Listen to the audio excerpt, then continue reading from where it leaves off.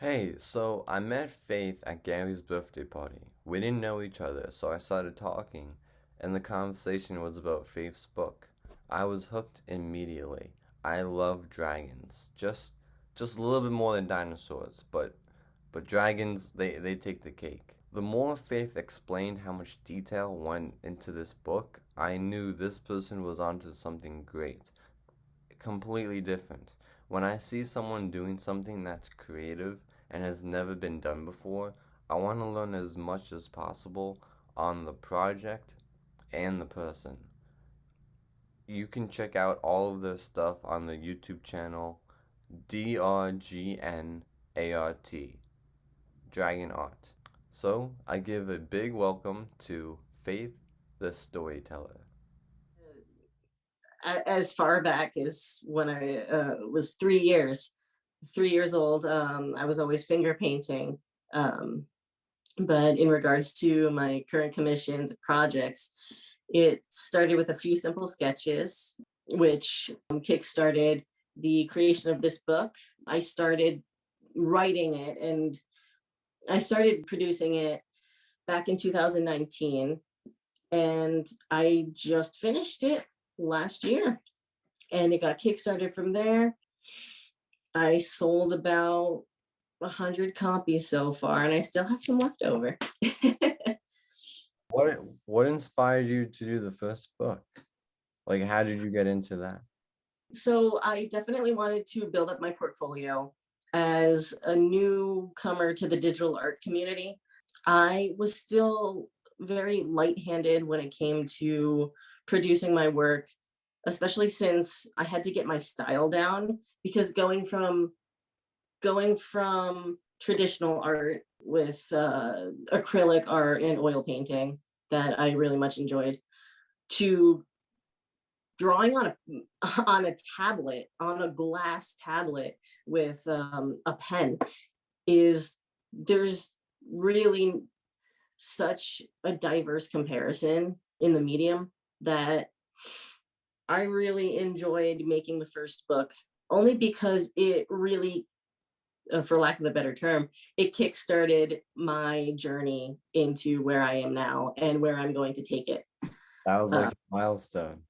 yeah, oh yeah, definitely. And that brings me to, I guess, a little bit how I started as an artist in general, which goes all the way back to high school. I remember before Montclair State, I spent a couple $100 on applications to SCAD in Georgia and SUNY Purchase in New York, but I didn't get into any of them. And instead, I did set my sights on Montclair State, where I graduated with a double bachelor's in Spanish and linguistics with a concentration in translation, subtitling, and audiovisual translation in order to aid the visually impaired and those who are hard of hearing.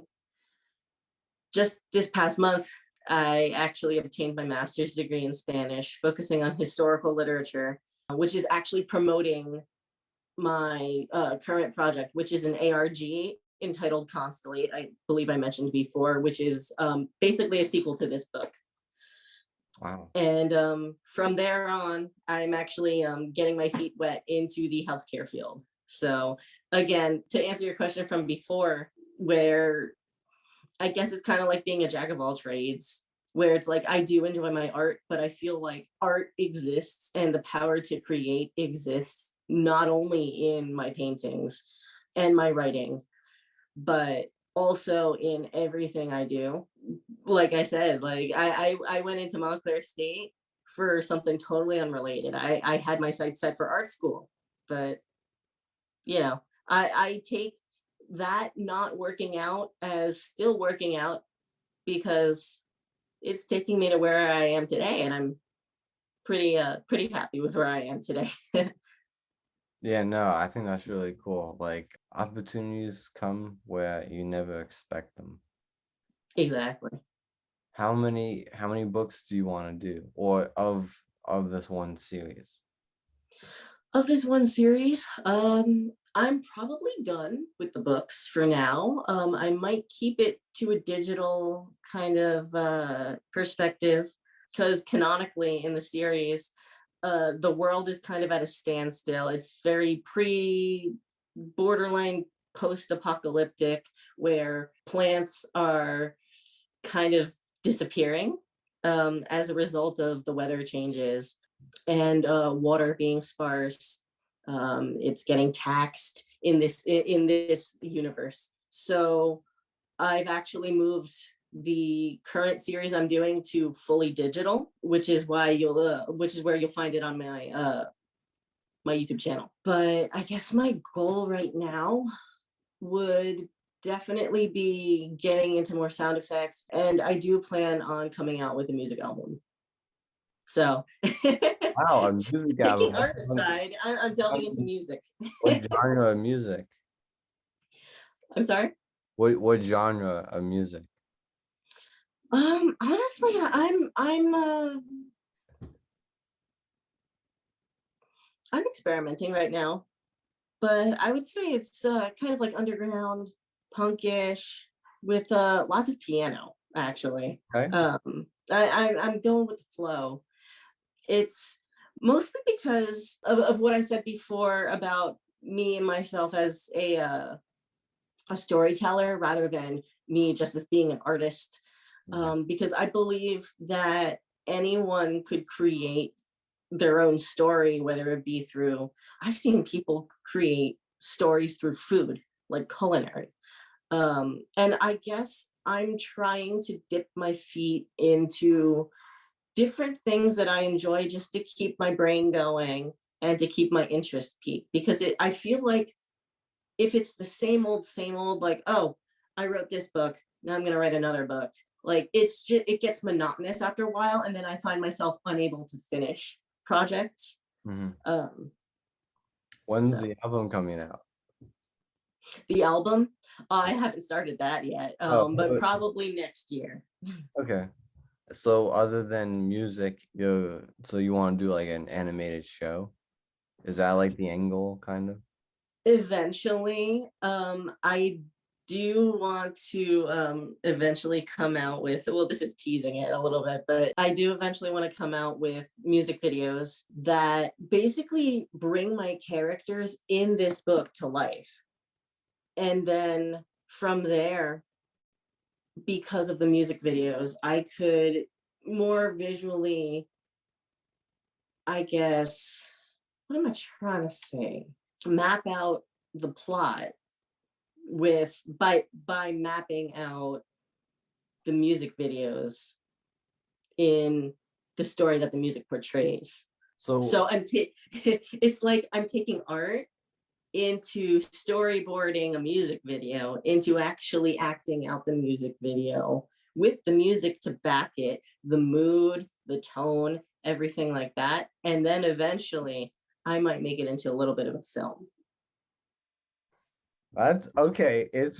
That's interesting because the way you explained it to me, it's like if I made a movie, all right, I'm showing everyone the script, and then I'm showing everyone the storyboards, and then I'm showing everyone like the actors who are going to be in it, and then I show them the movie. But instead of just showing them the movie, you're showing every part, and then like, and I think that's really cool. Yeah, I kind of see it as multifaceted. Like, and this is gonna sound really deep, but like everybody wants to make a difference, right? And you see these guys, like freaking Donald Trump, Elon Musk, with so much money, they could. I mean, he just bought Twitter, right? Like, he could basically like buy a planet or something like that. And I'm being facetious here, but my point is the power of individualism is so important that it gives every single person a role in life. And I guess you got to remember that there's only one of you. And it might seem like I'm a little bit scattered, but in fact, I'm producing all of this I guess a multimedia project in order to understand the way I fit best in the world. And I guess exploring that is okay. You might not be doing what the rest of the world is doing, but that's okay. I think we live in a society where the rules and politics basically shut down the creative nature of a person. And that's what makes it appear that the world might be like a depressing place to live in. Like everyone complains, like, oh, I gotta go back to work. Ugh, I gotta go do this. I'm like, well, if you're complaining about your projects, why are you still doing it? Take a different approach Yeah. to it. Once you know that you can create your own excitement aside from the things you're like supposed to do, it in turn helps you to create your sense of purpose and your sense of meaning. Like I always think about like why I'm creating art, and it's at the end of the day, like it started with me creating it for other people, but now I've really focused on creating it for me. Like, would I enjoy this genre? Not, oh, would Joe down the road enjoy this Yeah. this genre of music? And that's when it's actually good, when the person making it likes it. You said something interesting about how you have to learn like every single process to like do the entire thing. Like if someone wanted to make a film by themselves, they would have to write the script, direct, act, edit, like by them, like every single role of them. And that sounds like what you have been doing. And that's really difficult. I think it's cool because some people usually only they're like artists that like do one thing and they just try that one thing. But you're doing everything so you can get good at every single part. Yeah, yeah, it's definitely a challenge. Um, but I actually find it fascinating when I have to study astrophysics. In this particular series, for example, Yeah, that's studying exactly on what like physics, and I remember I got a C plus in chemistry. I wasn't that bright in chemistry, but I enjoyed it. I liked math, even though I wasn't good at it. I study up on like molecular biology in for this particular ARG that I'm developing for my current project in on my YouTube channel. I'm getting into animation now.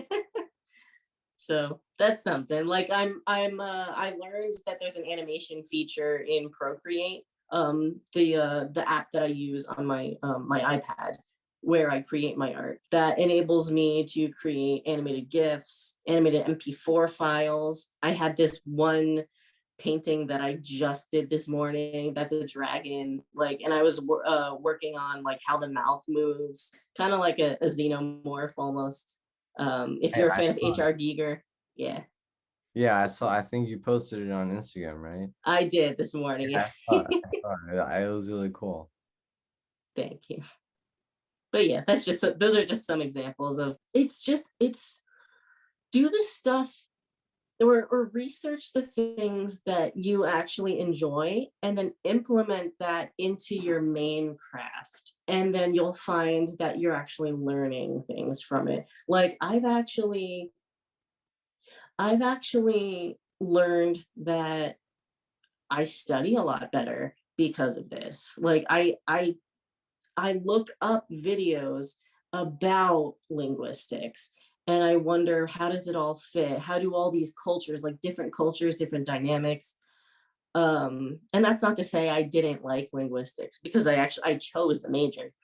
Um, and Since graduating from Montclair State last year with my bachelor's, it just gives you perspective that there's just so much to learn. Like I'm only 23, but I love to learn, and there's content, there's creators coming out with new content every day. It's not just me, it's everybody.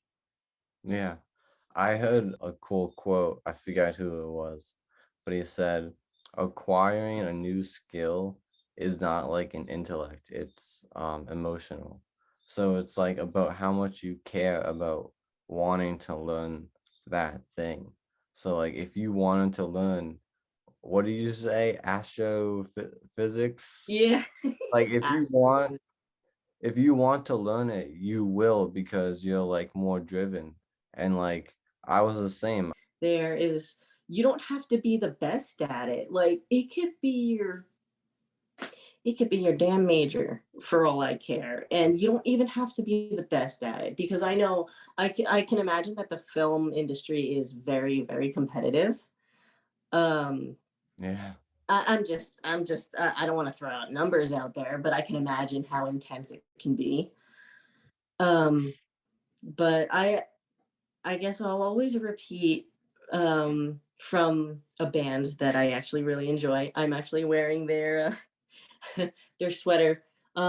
If you're familiar with 21 Pilots, I know it's probably a dead band for some already, but they're still very much coming out with new content. The lead singer, Tyler Joseph, always says, if you're struggling to find your place in the world and what makes you set yourself apart from everybody else, is find one thing that makes you that find one thing that sets you apart from someone else. Give something meaning.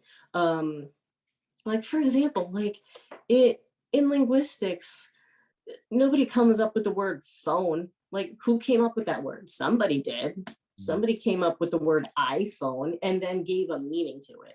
But the word itself doesn't mean anything until you elaborate on it. So I could draw a symbol, like their symbol, 21 Pilots' symbol, does not have a meaning. But Tyler says that it does have a meaning, but he's never told anyone. And that's his reason for creating his content. That's his motivator. As long as he has this symbol that it only means something to him, that's his reason to keep going with his craft.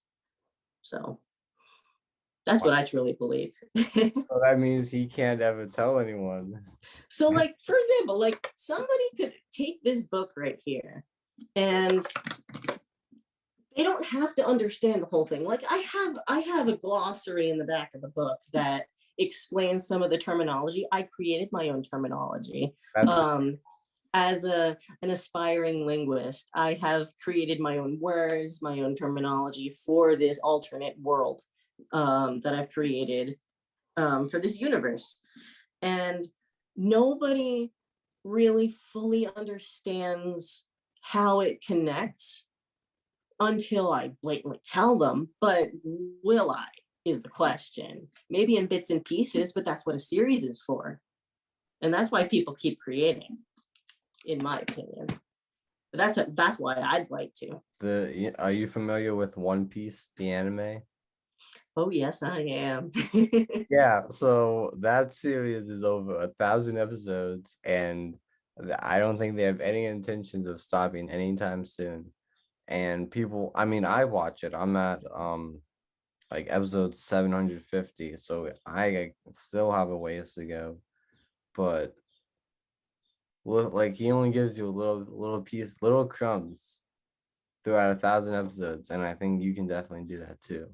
Yeah, he can give like the callbacks from like, oh, this happened in episode 500, but that was like 200 episodes ago. And on the flip side of things, like you bring up a good point. One of my favorite series is I don't know if they're going to continue it, but I don't know if you're familiar with the series Berserk by Kentaro Miura. Yeah, I've heard of them. I heard of it. So this series is very old, started in, I believe, the 80s, and it had a few movies to boot. It came out with like a 2016 iteration. It was like turned CGI. And there was remake after remake, and this the mangaka was coming out with chapter after chapter, like one chapter every 3 months or so, maybe even longer. And he actually passed away without completing the series. So the whole world was like swept with just grief and despair, because we had lost one of the greatest mangakas like in our current history. And that's definitely a widespread opinion. It's not just my own, but it's just interesting. I just wonder how it's going to continue. Even after the artist is gone, it's still left an impact. So even if you're a small creator or a bigger creator, like I just mentioned Elon Musk, like I'm no Elon Musk, but I know that if I can change lives in the here and now, and just reach out to, I guess, my good friends, and they know how much my art impacts me so that it might impact them in some way, that's enough for me. Yeah, I it's like really great when friends support you. That like I have a friend and he's into like MMA and he's really not like a film guy at all. But every time I post, he'll always comment on it. And then that's like that makes me feel good. Like those are the yeah. Yeah, I've done my share of Muay Thai myself. Oh yeah, he does that. He wants to go to Thailand. Um, Oh, wow. It's a beautiful country. have you been? No, Oh, but okay. I've heard good things. Actually, this summer I'm going to be going with my partner to the Philippines. So related, but not really. Totally separate country. For how long? Maybe about 2 weeks. If you have anything else you want to say or I didn't mention that you want to bring up. Oh, so I guess I'll finish up by saying that the video for my new series is out on my YouTube channel. And the name of that channel is Dragon Art. So DRGNART. And I just wanted to say thank you for letting me speak and share my adventure on this planet so far, William. It's been fun. I thank you for reaching out to me. But yeah, no, because I really think this is like a cool thing. Like I'm learning about like other people's creativity and like I've never met anyone that wants to do exactly what you're doing. And I think that's like you said, like that is super unique. So that makes you like different than everybody else. And like that's why I want to do something like this where I just talk to like super creative people that want to do different things. Like, I think, right, like what you're saying is like, I think, I guess my whole thesis is like, I think not being sure of what you want to do makes you all the more inspired to do more, because you want to branch out, because there's so much more you could learn. Why not learn everything? Yeah, no, that's a good way of thinking. Do you describe yourself as not exactly knowing what you want to do? Like in terms of art, or Yeah. well, art right now, it does pay some of the bills. But it's definitely, it'll always be a hobby that's near and dear to my heart. It'll always be my creative outlet, but it will also allow me to express, I guess, the the inner workings of my mind in a way that I can't express myself with words. Um, because sometimes what I'm feeling cannot be conveyed with human speech. Like it's almost like talking to someone that doesn't want to hear you. Like that's kind of like me talking. Like I'm just talking. But if I paint a picture, they can get all sorts of information from that. They can feel happy, they can feel inspired, they could feel angry, they could maybe feel like I was in a lot of distress when I was painting this. But you never know. You never know. It's all about the tone. You can convey more tone, especially in an age where everything is so reliant on social media and everybody's just texting and hiding behind their keyboards. Nobody's just like taking the time to really have a conversation anymore. So I feel like by showing a painting online or by showing a series online, that brings some of the emotion back.